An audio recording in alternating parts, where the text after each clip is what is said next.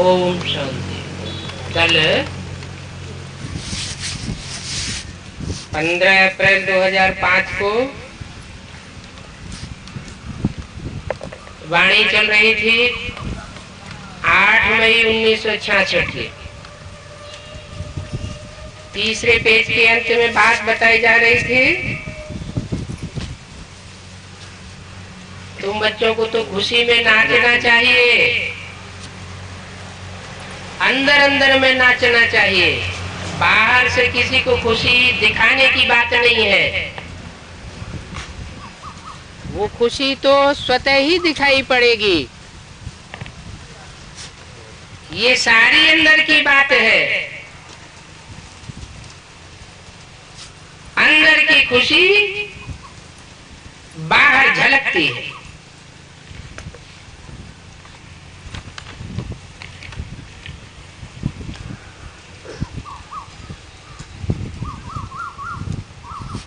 आज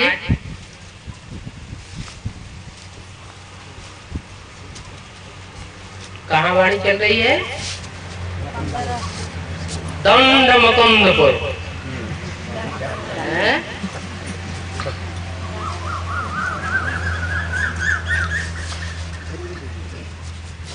9/5/66 की वाणी है, प्रातः क्लास। बच्चे बाप की याद में बैठे हैं।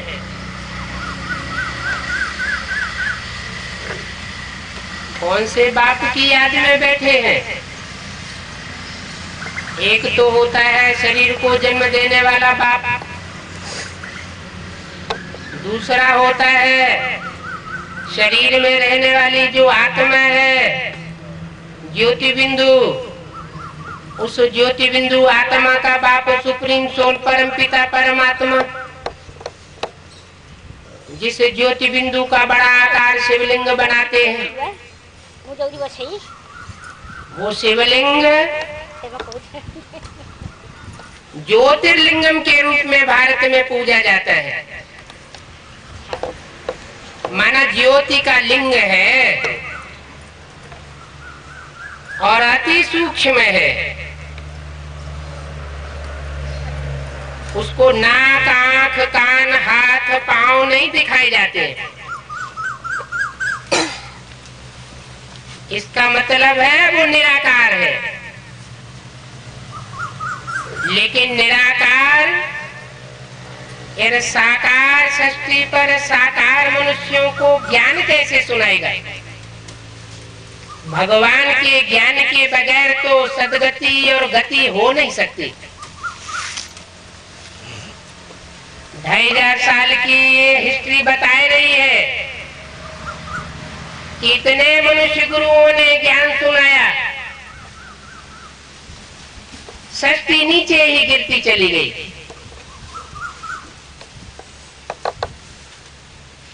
बजाय उत्थान होने के, सबकी मन बुद्धि रूपी आत्मा पतन के गत में जा रही है। सब अनुभव कर रहे हैं कि हमारी मन बुद्धि रूपी आत्मा कौड़ी मिसल होती जा रही है। जो आत्मा का बाप सोमनाथ मंदिर में आज से 2500 साल पहले हीरे की मिसल दिखाया जा रहा था, और हिस्ट्री में 1000 साल के बाद मोहम्मद गजनी ने उस हीरे को तोड़ दिया, लिंग को तोड़ दिया और हमारे बाप की यादगार धूल धूसरित कर दी। उसकी जो मूर्ति थी, साकार मूर्ति, जिसे शंकर की मूर्ति कहा जाता है, 33 करोड़ देवताओं के बीच में एक ही मूर्ति है, जिस मूर्ति में तीसरे नेत्र के रूप में सदा शिव दिखाया जाता है। वो सुप्रीम सोल की यादगार है। मूर्ति माना साकार, अमूर्त माना निराकार या आकार। माना साकार मूर्ति में, चैतन्य मूर्ति में वो सुप्रीम सोल शिव जो आत्माओं का बाप है वो प्रवेश करता है। इसलिए 33 करोड़ देवताओं में से कोई भी देवता के साथ शिव का नाम नहीं जोड़ा जाता। कोई के साथ शिव का नाम जोड़ा जाता हो तो बताओ। वो तो राजाओं का राजा है, शिवराज कहा जाए तो क्या बड़ी बात। वो तो सारी सृष्टि का नियंता बनता है। सतयुग के आदि में नारायण कहा जाता है, शिव नारायण कहा जाए तो क्या बड़ी बात। वो तो एक ही हुआ, वो सारे विश्व का नाथ बनता है। उनके लिए तो कहते हैं शंकर विश्वनाथ कहलाते, राधा कृष्ण उन्हीं से आते। वो सारे विश्व का पिता है।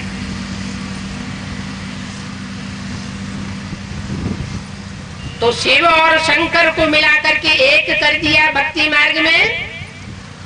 इसका कारण भी तो होना चाहिए। क्या कारण हुआ?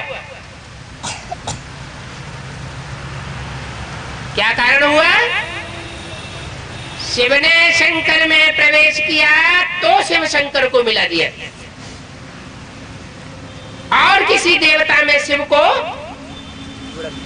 प्रवेश करके मिला हुआ नहीं दिखाया जाता। शिव ब्रह्मा नहीं कहा जाता, शिव विष्णु नहीं कहा जाता। क्या कहा जाता है? शिव शंकर भोलेनाथ। शिव शंकर भोले भाले दो नाम है, दोनों के साथ दोनों का टाइटल लगा हुआ है।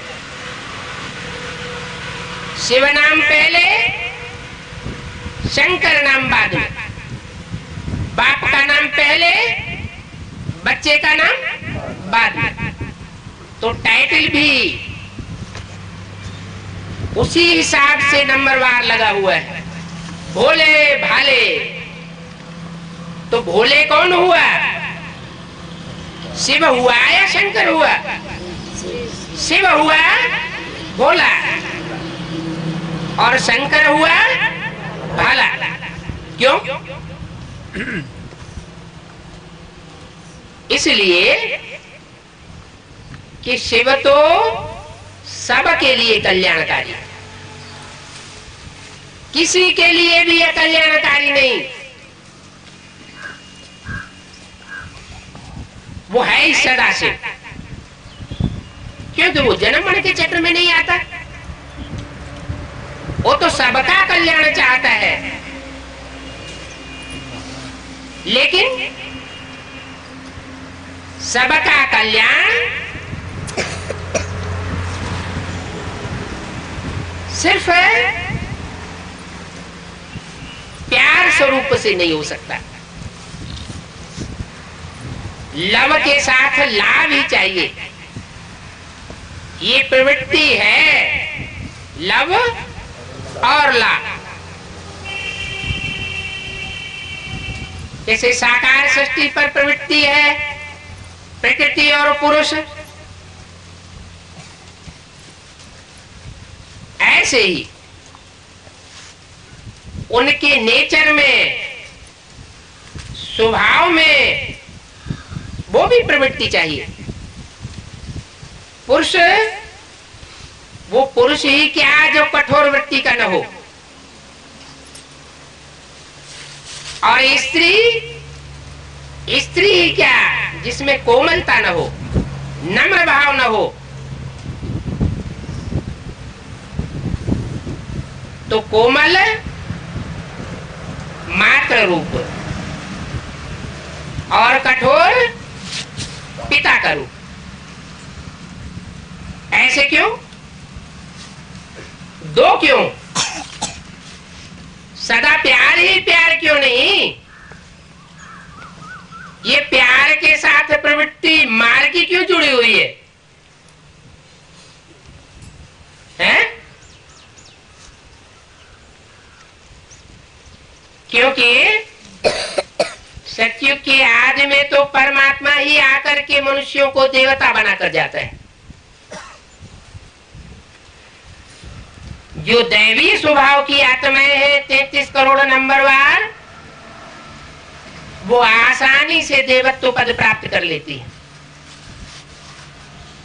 क्योंकि वो नेचुरली प्राकृतिक रूप से देवता थी। संग के रंग में आकर के द्वापर और कलयुग में द्वैतवादी धर्म पिताओं के संग के रंग में आकर के मनुष्य से बिगड़ करके राक्षस बन गई। परंतु जैसे ही आखिरी जन्म में वो सुप्रीम सोल बाप उन आत्माओं को आकर के परिचय देता है, बच्चे तुम राक्षसी स्वभाव के नहीं थे, तुम तो देवता थे। तो जो ओरिजिनल देवता थे उनको अपनी स्मृति जल्दी आ जाती है और वो परमात्मा प्यार से पल करके जल्दी देवत्व पद प्राप्त कर लेते हैं एक ही जन्म में। लेकिन इस सृष्टि पे तो 500-700 करोड़ मनुष्य आत्माएं हैं।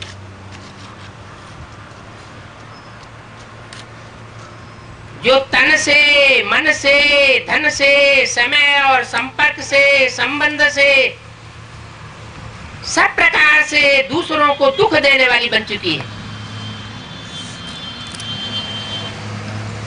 ऐसा कोई भी मनुष्य नहीं देखा होगा जो मन के संकल्पों से और वाचा से या कर्मेंद्रियों के कर्म से किसी को कभी दुख न देता हो।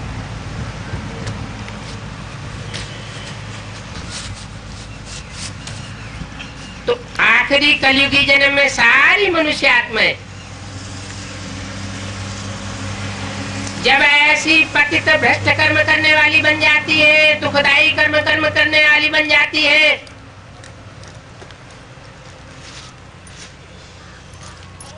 तो वो आत्माओं का बाप परमपिता सुप्रीम सोल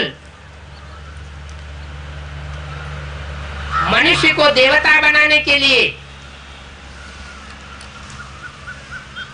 जो मनुष्य सृष्टि का पिता है और जो देवताओं का भी पिता है, और फिर असुरों का भी पिता है, जिसके लिए मुरली में ये वाक्य बार बार आता है, बच्चे तुम्हारा बाप आया हुआ है।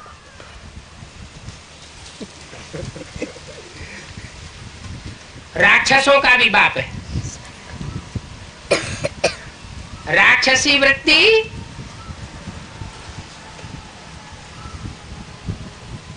खान पान राक्षसी होता है। मांस खाएंगे, गोश्त खाएंगे, अंडा खाएंगे, शराब पिएंगे और कचड़पट्टी खा करके बुद्धि ऐसी खराब करेंगे कि उनको यही नहीं ध्यान रहता है कौन हमारी माँ है, कौन बहन है, कौन बहू है, कौन बेटी है।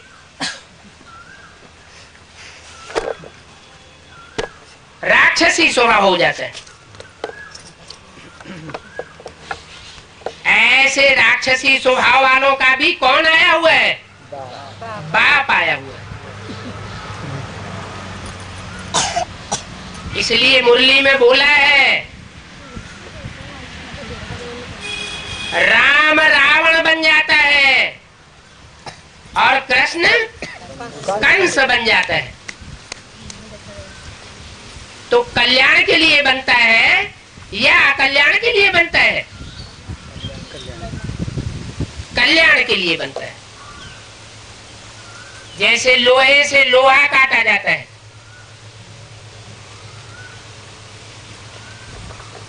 विष से विष मारा जाता है, ऐसे ही इस सारी मनुष्य सृष्टि जो कि राक्षसी सृष्टि बन चुकी है,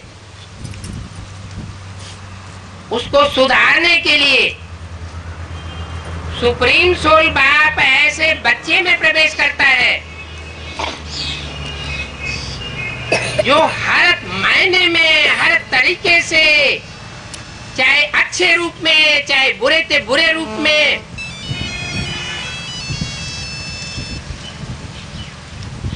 राक्षसी भी पार्ट बजा सकता है और देवत्व वाला भी पार्ट बजा सकता है। इसलिए मुरली में बोला है, और किसी भी धर्म में ऐसा गोरा, ऐसा सुंदर पार्टधारी नहीं है, और किसी भी धर्म में ऐसा काला और ऐसा कुरूप पार्टधारी नहीं है। उसका नाम क्या दिया है? दोनों पार्ट इकट्ठे एक ही रूप के ऊपर दे दिए, श्याम सुंदर। ऐसा श्याम से श्याम, काले से काला धर्मराज का रूप और कोई भी धर्म पिता नहीं बजा सकता, और ऐसा सुंदर स्वरूप और कोई धर्म में नहीं समाया हुआ है। इसकी क्या जरूरत? एक ही व्यक्तित्व में डबल पर्सनालिटी की क्या जरूरत है?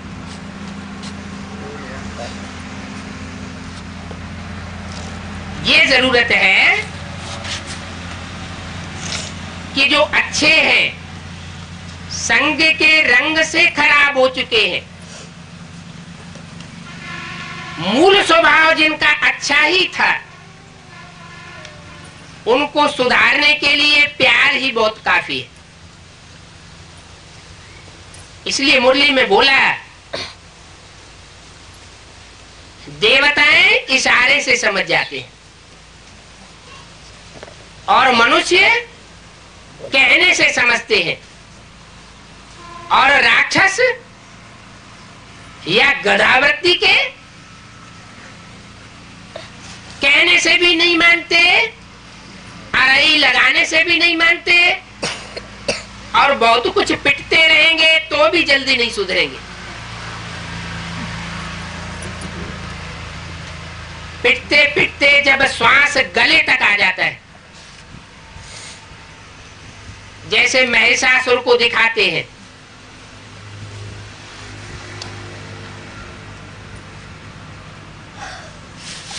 आखिरी श्वास तक युद्ध करता है। जैसे कंस को दिखाते हैं, आखिरी श्वास तक युद्ध करता है। रावण को दिखाते हैं, अंदर से समझ जाता है कि अब मेरी हार निश्चित है, तो भी आखिरी श्वास तक युद्ध करता है।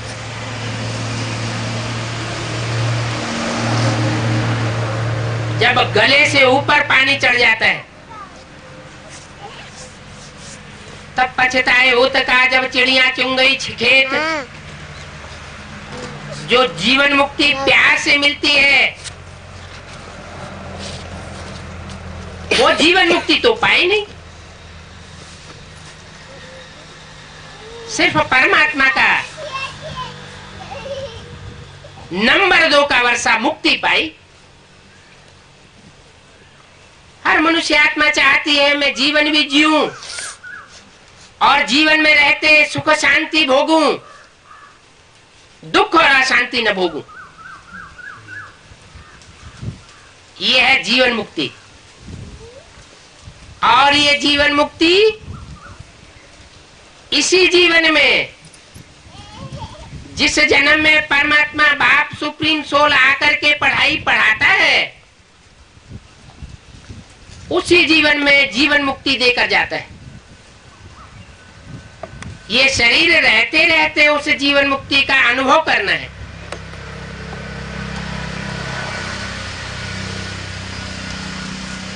पांच सौ 700 करोड़ मनुष्य आत्मा ये अनुभव नहीं कर सकेंगे। पूरी पूरी जीवन मुक्ति का अनुभव सिर्फ वही आत्माएं कर सकेंगी जो इस षष्ठ रूपी रंगमंच पर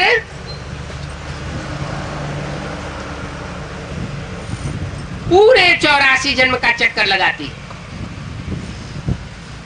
हीरो पार्टधारी के साथ ऑलराउंडर पार्ट बजाती है। जिन आत्माओं का एक जन्म भी कम हो जाएगा, मान लो सतयुग के आदि में कोई आत्माओं का एक जन्म कम हो जाता है, तो वो आत्मा द्वापर युग से दूसरे धर्म में कन्वर्ट होने वाली मानी जाएगी और कन्वर्ट होकर के भारतवासियों को धोखा देगी। इसलिए सीढ़ी के चित्र में दिखाया है भारत के उत्थान पतन की 84 जन्मों की कहानी।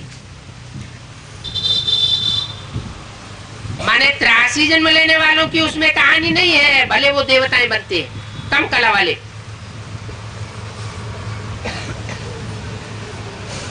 तो और कम जन्म लेने वालों की तो बात ही नहीं।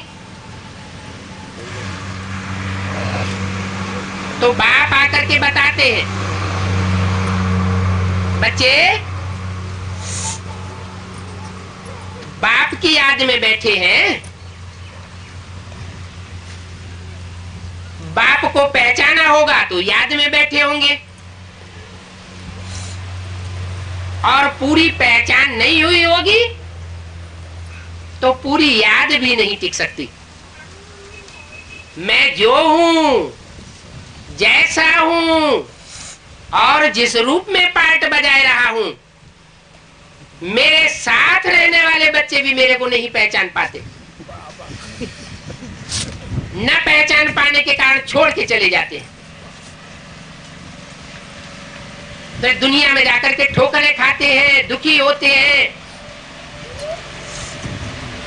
पतन के गर्त में गिरते हैं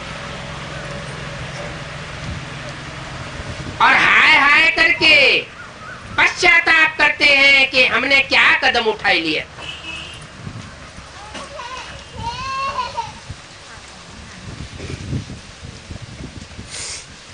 याद करना चाहते हैं तो भी याद नहीं आती। बुद्धि को एकाग्र करना चाहते हैं, बहुत छटपटाते हैं, तो भी बुद्धि एकाग्र नहीं होती। तो बाप सब बच्चों से पूछते, बाप की याद में बैठे हैं, यह श्रीमत अर्थात श्रेष्ठ से श्रेष्ठ मत मिलती है।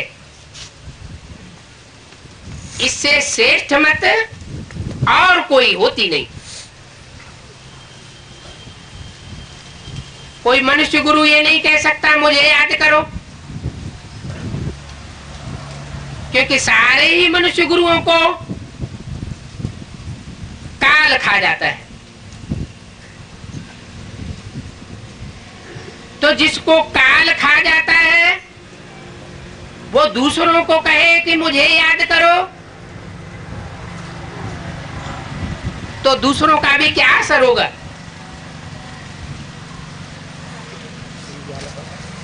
जिसको काल खा जाता है उसको याद करेंगे तो रिजल्ट क्या होगा। जैसे को याद करेंगे वैसे ही अंत मते सुगति हो जाएगी। उदाहरण के तौर पर मुरली में बोला, इस ब्रह्मा को याद नहीं करना है, इसका फोटो नहीं रखना है। समझने के लिए त्रिमूर्ति के चित्र में तो फोटो दिया ही हुआ है, अलग से ब्रह्मा का फोटो रखने की कोई दरकार नहीं। लेकिन जिनका देहधारी गुरुओं से लगाव लग जाता है,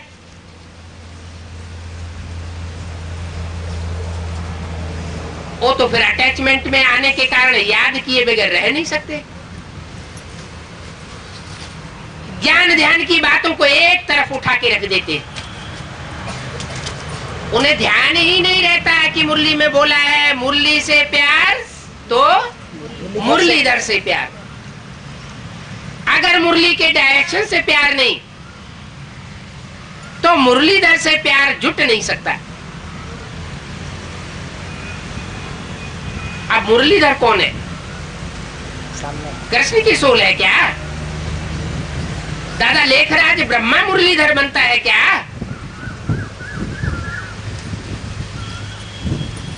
दादा लेखराज ब्रह्मा अगर मुरलीधर बना होता तो उसकी मूर्ति पूजी जाती, मंदिर बनाए जाते और सारी दुनिया उस स्वरूप को याद करती होती। लेकिन त्रिमूर्ति में, तीन देवताओं के बीच में, सबसे नीचे तबके वाली पुरी में उनका चित्र तो दिखाया गया है,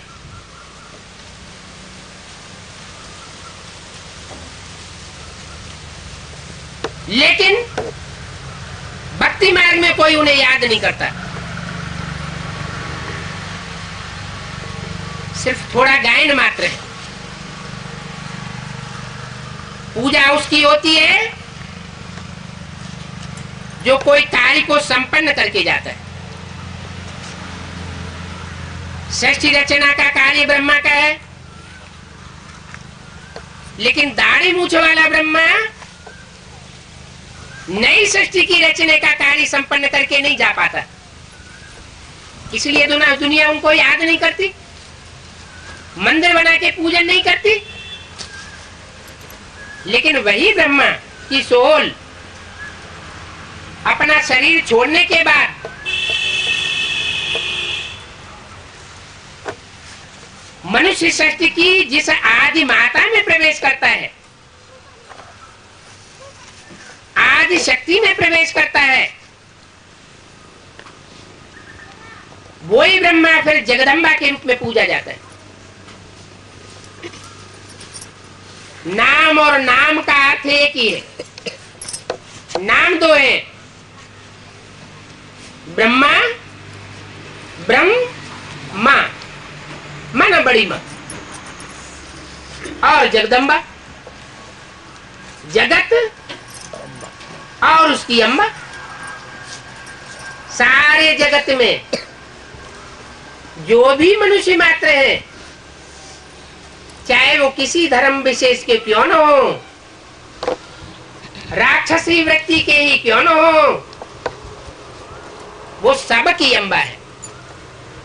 जैसे लौकिक दुनिया में भी देखा जाता है, माँ के कोई बच्चे बहुत ही आतताई होते हैं और कोई बच्चे बहुत श्रेष्ठ होते हैं, सुखदायी होते हैं। लेकिन आतताई बच्चों को माँ चाहती है कि वो हमारी गोद से अलग हो जाए, बच्चा मेरे से दूर हो जाए, नहीं चाहती। बच्चा चाहे जितना दुखदाई हो, माँ उसका कल्याण चाहती।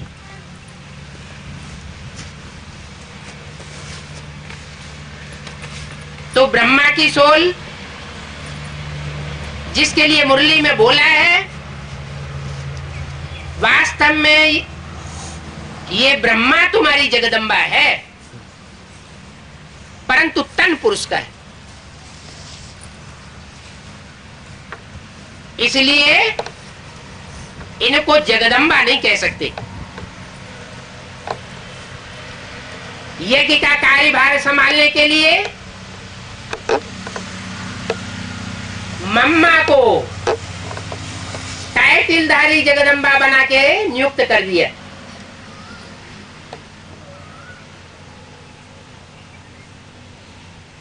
लेकिन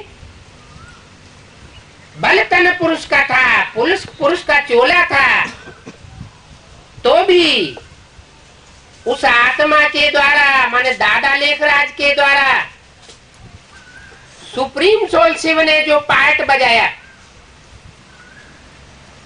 वो पार्ट त्वमेव माता के रूप में नुदा हुआ था।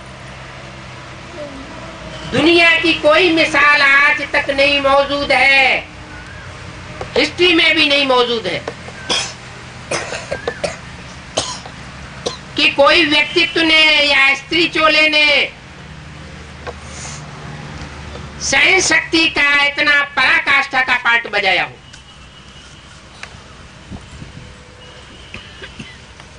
बच्चे ऐसे ऐसे आसुरी स्वभाव के यज्ञ में हुए,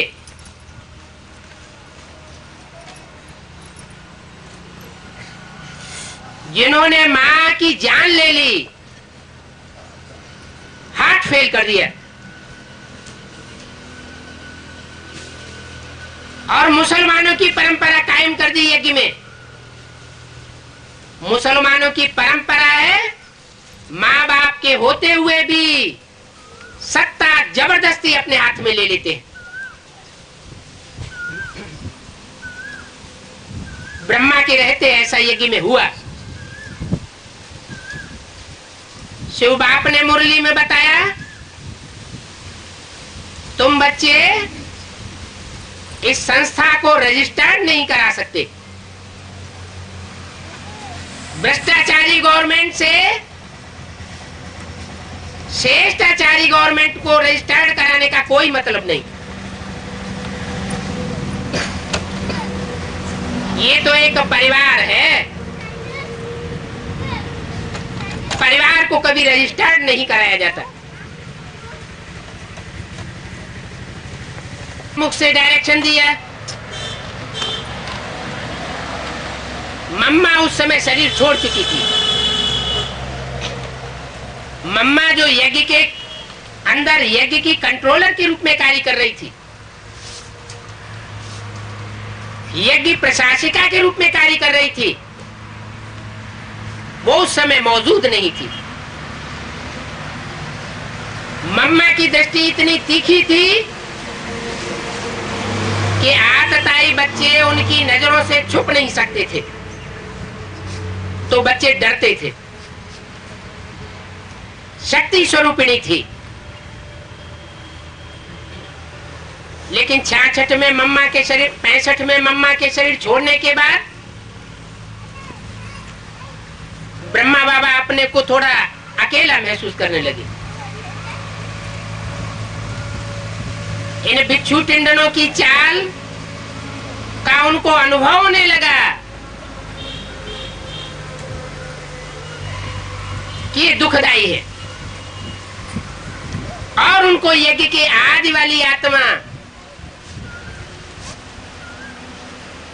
जो यज्ञ का वास्तविक फाउंडर थी, उनका भागीदार थी, लौकिक जीवन में भी भागीदार तो अलौकिक जीवन में भी भागीदार, और पारलौकिक प्राप्तियों में भी भागीदार। शास्त्रों में भी रामकृष्ण की आत्मा को सदैव साथ साथ दिखाते। राम वनवास हुआ तो भी कृष्ण को, वो राम के साथ लक्ष्मण को दिखाया गया। महाभारत और भागवत में भी कृष्ण के साथ बलराम को दिखाया गया। आत्मिक रूप में पार्ट बजाने वाली एक ऐसी जोड़ी है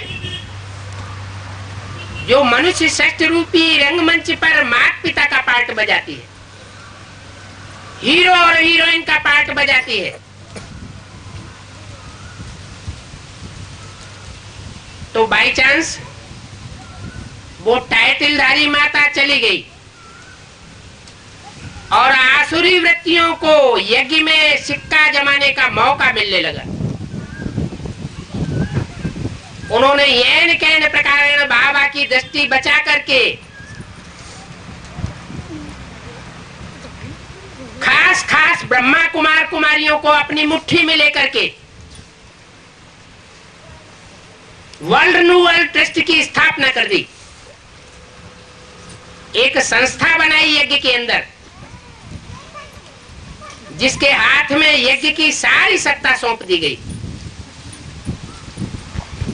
आज भी ब्रह्मा कुमारी विद्यालय की जितनी भी बिल्डिंग्स हैं, जो भी स्थायी या अस्थायी प्रॉपर्टीज हैं, वो सारी उस वर्ल्ड रिन्यूअल ट्रस्ट के अंडर में चल रही है। और उस वर्ल्ड रिन्यूअल की ट्रस्ट की सत्ता आज से और अब तक भी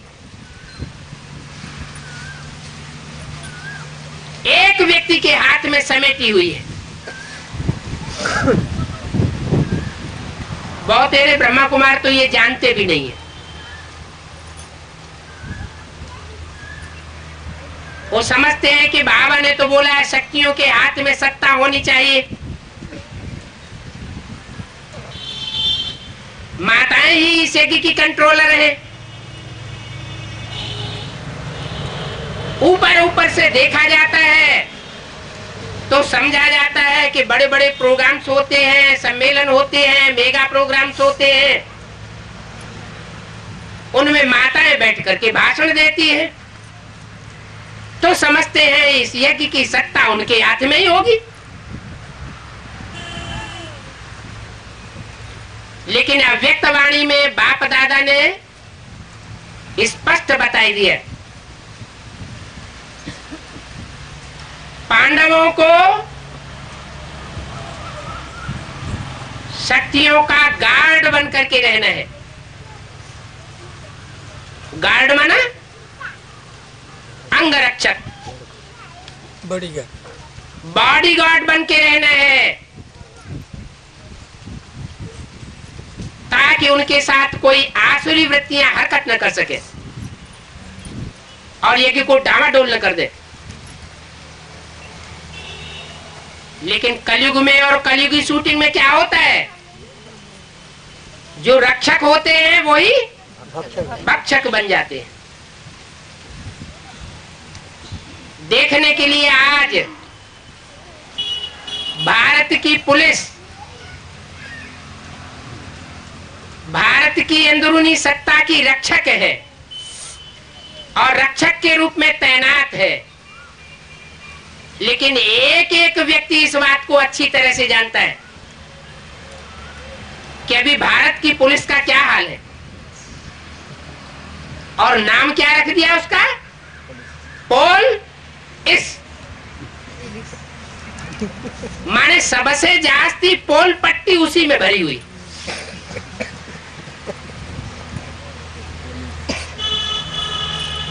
ये बाहर की दुनिया की बात हुई। ब्राह्मणों की दुनिया में भी जिन पांडवों को रक्षक के रूप में नियुक्त किया गया, उन्होंने ऐसी तिकड़म चलाई कि सारी सत्ता उन पुरुषों के हाथ में यज्ञ के अंदर सौंपी हुई है। कलकत्ते के रविंद्र भाई एडवांस पार्टी में आए भट्टी करने के लिए। कंपिल में भट्टी करने के बाद बड़ी सच्चाई से माउंट आबू पहुंचे कि दादी, कंपिल में जो ज्ञान दिया जाता है वो 100% सच्चा है, और उन लोगों को अगर इसी तरह यज्ञ से खदेड़ा जाता रहा, ब्रह्मा कुमारी आश्रमों से तिरस्कृत किया जाता रहा, तो थोड़े समय के अंदर ही ये संस्था नेस्त नाबूद हो जाएगी। तो दादी ने मालूम क्या जवाब दिया, दादी जो मम्मा के स्थान को लिए बैठी है, मम्मा प्रैक्टिकल रूप में यज्ञ की प्रशासिका थी, नीति नियम कानून की शासन करने वाली थी। उसके बाद प्रशासिका बनकर कौन बैठा है, दादी प्रकाशमणि। हालांकि जब तक मम्मा मौजूद रही तब तक प्रकाशक और प्रशासक और प्रशासिका नाम निशान भी नहीं था। उन भक्षक बनने वाले चाटुकारों ने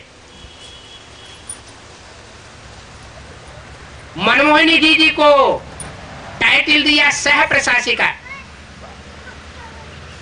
और दादी को टाइटल दिया प्रशासिका, मुख्य प्रशासिका। तो यथा राजा तथा प्रजा, राजा ही कंट्रोल में आ जाएगा। जो अव्यक्त वाणी में बोला कि पांडव शक्तियों के रक्षक के रूप में रहें, शक्तियों को डायरेक्शन न दें, अपने कंट्रोल में न चलें। अगर पांडव ऐसा करेंगे तो यज्ञ में गड़बड़ पड़ेगी। एक तरफ अव्यक्त बाप दादा बोलते जा रहे थे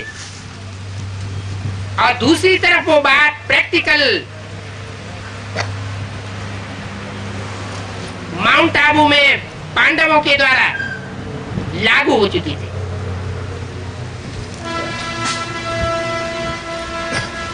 वर्ल्ड रिन्यूअल ट्रस्ट की स्थापना के बाद ब्रह्मा बाबा को 2 दिन पहले मालूम पड़ी, जब उन्होंने शरीर छोड़ा, और अंदर से उनको इतनी चिंता लग गई, हृदय डावाडोल होने लगा कि 2 दिन के अंदर ही उनके प्राण पखोरे उड़ गए।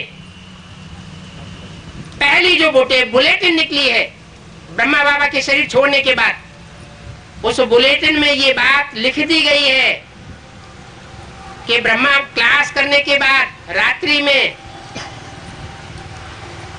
ब्रह्मा बाबा के हृदय में दर्द हुआ और वो अपने कमरे में चले गए। डॉक्टर जब तक बुलाया गया और डॉक्टर आया तब तक उनके प्राण पखेरु उड़ चुके थे। ये पहली बुलेटिन में ये बात दी हुई है।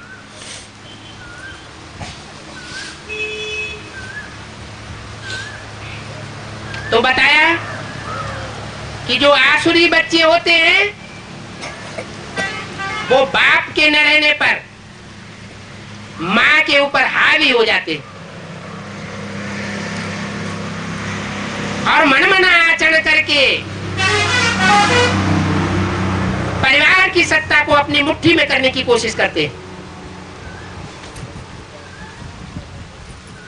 तो ऐसे बच्चों को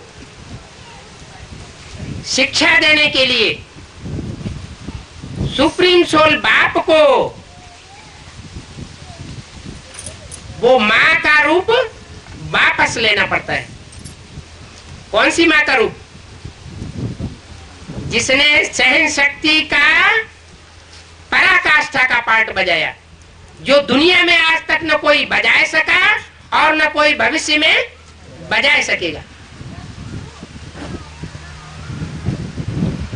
उस श्रेष्ठ मूर्ति को इस षष्ठ रूपी रंगमंच से उठा लिया। क्या नाम था उस मूर्ति का? ब्रह्मा बाबा। और रंगमंच कभी खाली नहीं रहता। जैसे जंगल कभी शेर के बगैर खाली नहीं होता। एक शेर जाता है तो दूसरा शेर आ जाता है। एक तरफ 69 में ब्रह्मा बाबा ने शरीर छोड़ा, कृष्ण वाली आत्मा ने शरीर छोड़ा, तो दूसरी ओर 69 में ही राम वाली आत्मा व्यक्त रूप में रंगमंच पर जाने अनजाने ही हाजिर हो जाती।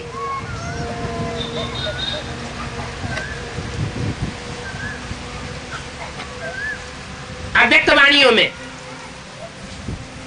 69 और 70 की अव्यक्त वाणियों में इस बात के स्पष्ट इशारे दिए हुए हैं।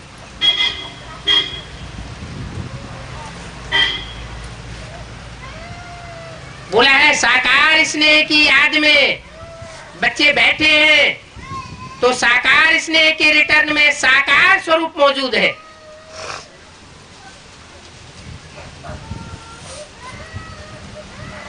ये साकार स्वरूप सारे ब्राह्मण परिवार के लिए बहुत ही श्रेष्ठ पाठधारी है। सारे ब्राह्मण परिवार के लिए कल्याणकारी है।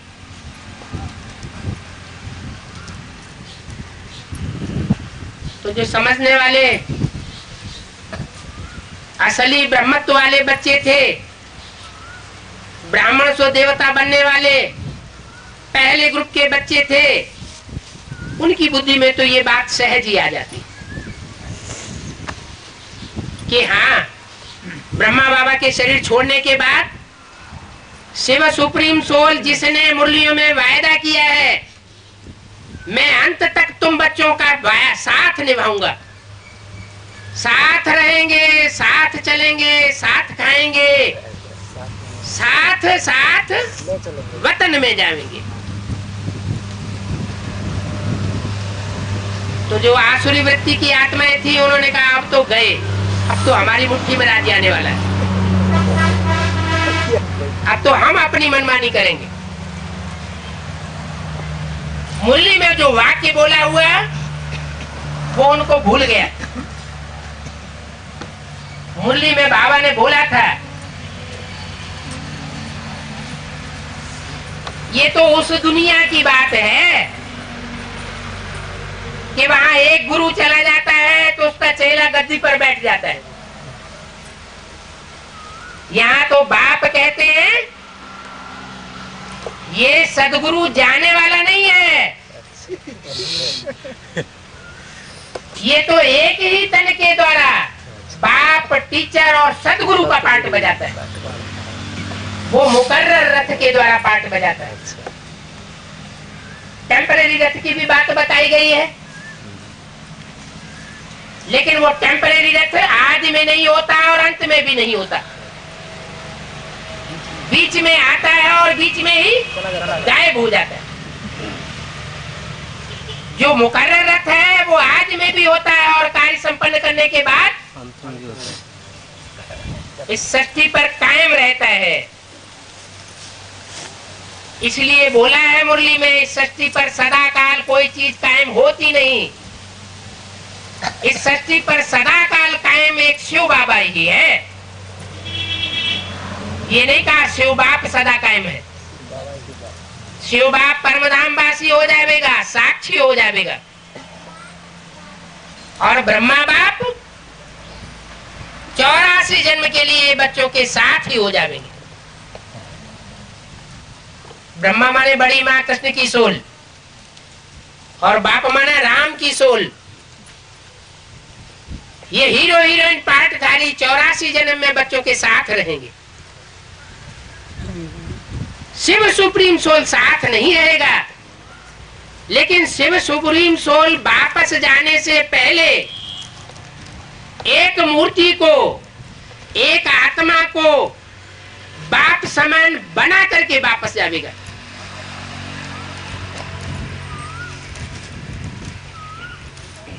इसलिए कहा, लक्ष्य दिया, बच्चे का ऐसा पुरुषार्थ करना है, किसके समान बनने का पुरुषार्थ करना है? बाप समान पुरुषार्थ करना है, बाप समान बनने का पुरुषार्थ करना है। तो 500-700 करोड़ मनुष्य आत्माओं के बीच में जो हीरो पार्टधारी आत्मा बाप समान निराकारी, निर्विकारी, निरहंकारी पने का पाठ प्रैक्टिकल में बजा कर जाती है, उसकी यादगार इस सृष्टि पर हर धर्म में कायम है। मुसलमान लोग उसको आदम कहते हैं, अंग्रेज लोग उसे एडम कहते हैं। उसी आदि पुरुष को हिंदुओं में आदि देव कहा जाता है। तुम आदि देव है, पुरुष है, पुराण है। और जैनियों में उसको आदिनाथ कहा जाता है। तो वो सारी मनुष्य सृष्टि का पिता है, क्योंकि मनुष्य सृष्टि का रचयिता है। ऐसे नहीं कि मनुष्य सृष्टि नहीं रची जाती है, पहले नहीं होती है, होती तो है, लेकिन सारी मनुष्य सृष्टि जैसे मुर्दा हो जाती है, पत्थर बुद्धि बन जाते हैं। उन पत्थरों में, उन मुर्दों में वो प्राण फूंकने आता है सुप्रीम सोल। इसलिए मुसलमानों में ये गायन है कि कयामत होने से पहले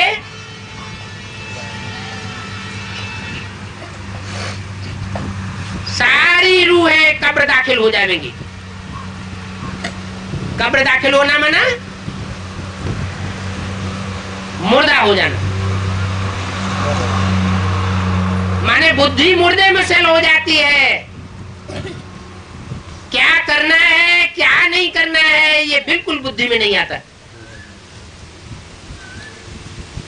जब ऐसी पत्थर बुद्धि हो जाती है तब वो पारसनाथ बनाने के लिए आता है। पारस के लिए गायन है कि पारस पत्थर लोहे के जिस वस्तु में लगा दिया जाए, टच कर दिया जाए तो वो वस्तु सोना बन जाती है। लेकिन ये सिर्फ गायन मात्र है भक्ति मार्ग का।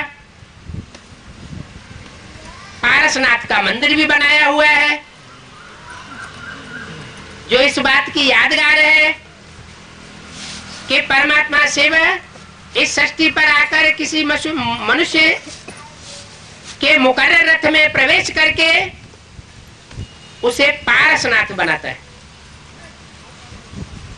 जिसके संसर्ग संपर्क में आने मात्र से ही मनुष्य आत्माएं बंदर से मंदिर लायक बनने लग पड़ेंगी। दृष्टि मात्र से ही परिवर्तन होने लग पड़ेगा और अभी भी परिवर्तन हो रहा होगा। परसेंटेज की बात है। जब संपन्न स्टेज में पारसनाथ की प्रत्यक्षता होती है तो सारी सृष्टि में जो आत्माएं परिवर्तन होने वाली हैं, देवत्व पद प्राप्त करने वाली हैं, 84 जन्म लेने वाली हैं, उनके मुख से जय जयकार निकलता है। और जो नहीं समझ पाते हैं वो हाहाकार करते हैं।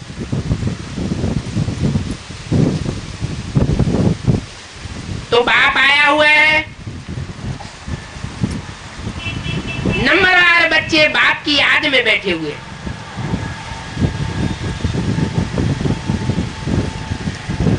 एक ही शरीर में दो बाप बैठे हुए हैं, एक आत्माओं का बाप, बिंदु बिंदु ज्योति बिंदु आत्माओं का बाप, और एक मनुष्य शक्ति का बाप। एडम या प्रजापिता, शास्त्रों में उसका नाम प्रजापति दे दिया।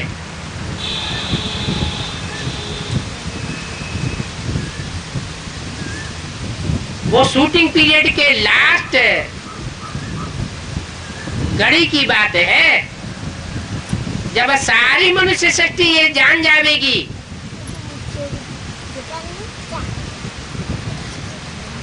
कि वो चोला जिसमें सुप्रीम सोल आता है वो सारी मनुष्य शक्ति का रक्षक है। पति माना पाति, रक्षा करने वाला।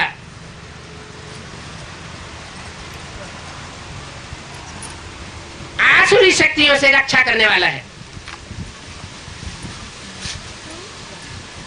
जिसके लिए गीता के श्लोक में बोला हुआ है, धर्म संस्थापनार्थाय विनाशाय च दुष्कृतम्।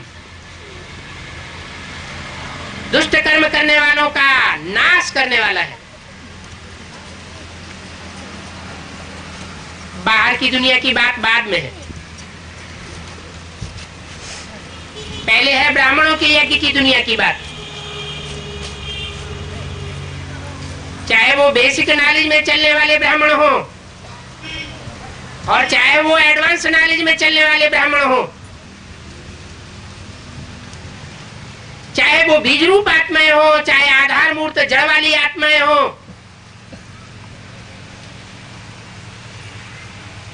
और चाहे बाहर की दुनिया के हो, तीन दुनिया प्रसिद्ध है। तीनों दुनिया में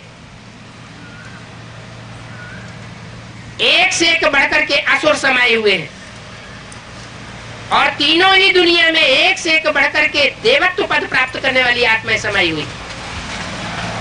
इसलिए मुरली में बोला है, अच्छे से अच्छे देखना हो श्रेष्ठ से श्रेष्ठ देखना हो तो यहाँ देखो, और बदतर से बदतर पार्ट बजाने वाले देखना हो तो यहाँ देखो। कहाँ? ब्राह्मणों की एकी में। लेकिन वो बाप सबका बाप है।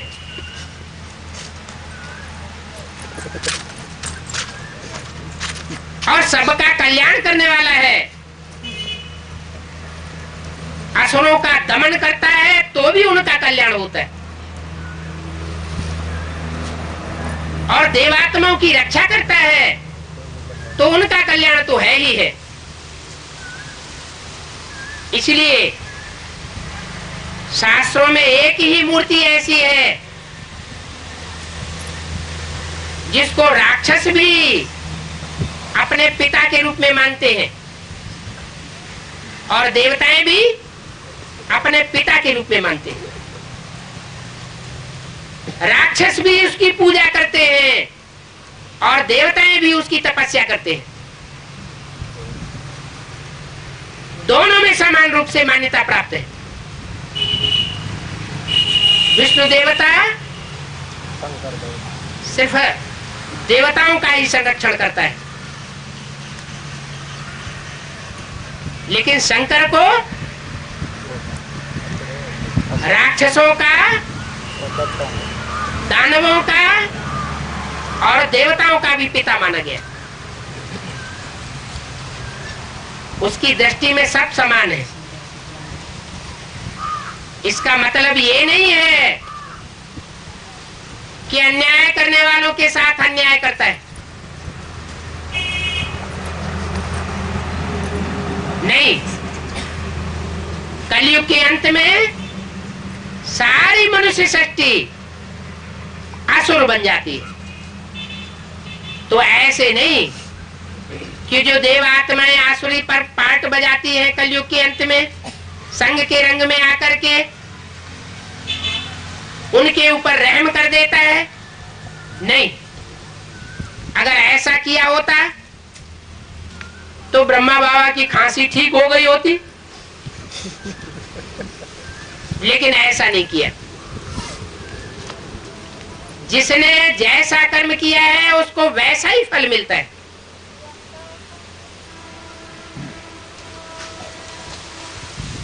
चाहे वो देवत्व पद पाने वाली आत्मा हो और चाहे वो राक्षसी कर्म करने वाली आत्मा, उसकी नजर में तो सब कुछ है। वो हर एक की कर्म कहानी को जानता है, लेकिन पक्षपात किसी के साथ नहीं करता। अभी वो बाप आया हुआ है, तुम बच्चे उस बाप की याद में बैठे हो तो पूछते हैं, मुरली में ही कभी कभी पूछते हैं, बच्चे बाप की याद में बैठे हो? सब कह देते हाँ बैठे हैं। उस बाप से श्रेष्ठ मत मिलती है। माने भ्रष्ट मत देने वाले सारे ही मनुष्य गुरु हैं, और श्रेष्ठ मत देने वाला एक ही है। इसलिए बताया हर घर में ये स्लोगन टांग दो, एक सदगुरु निराकार से सदगति, अनेक मनुष्य गुरुओं से दुर्गति। श्रीमत से सदगति और मनुष्य मत से दुर्गति। ओम शांति।